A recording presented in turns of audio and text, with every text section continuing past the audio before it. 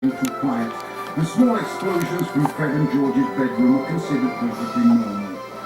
What Harry found most unusual about life at Ron's, however, wasn't the talking mirror or the clanking rule. It was the fact that everybody there seemed to like him.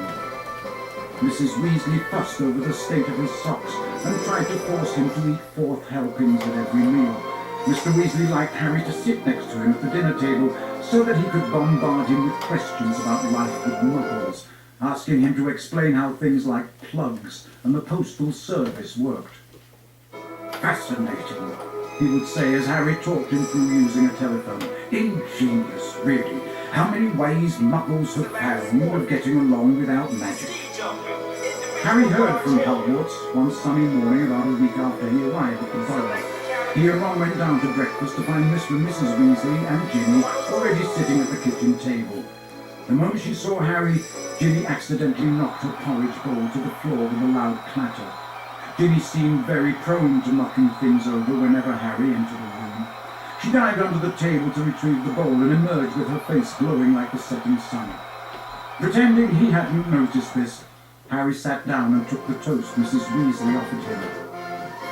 "Letters from school," said Mr. Weasley, passing Harry and Ron identical envelopes of yellowish parchment, addressed in green ink. "Dumbledore already knows you're here, Harry. Doesn't miss a trick, that man. You two have got them too," he added as Fred and George ambled in, still in their pyjamas. For a few minutes there was silence as they all read their letters. Harris told him to catch the Hogwarts Express as usual from King's Cross Station on September 1st. There was also a list of the new books he'd need for the coming year.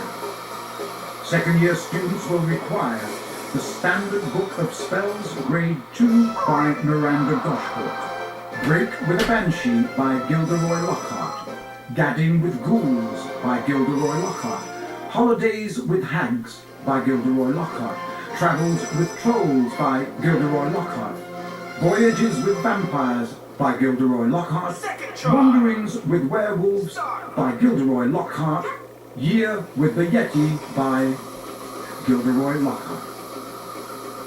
Fred, who had finished his own list, peered over at Harry. "You've been told to get all Lockhart's books too," he said. "The new Defense Against the Dark Arts teacher must be a fan. Bet it's a witch." At this point, Fred caught his mother's eye and quickly busied himself with the marmalade. "That lot won't come cheap," said George with a quick look at his parents. "Lockhart's books are really expensive." "Well, we'll manage," said Mrs. Weasley, but she looked worried. "I expect we'll be able to pick up a lot of Ginny's things second-hand." "Oh, are you starting at Hogwarts this year?" Harry asked Ginny. She nodded, blushing to the roots of her flaming hair, and put her elbow in the butter dish.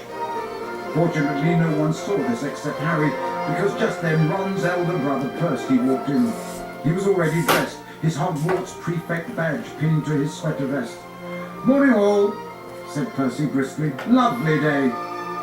He sat down in the only remaining chair, but leapt up again almost immediately, pulling from underneath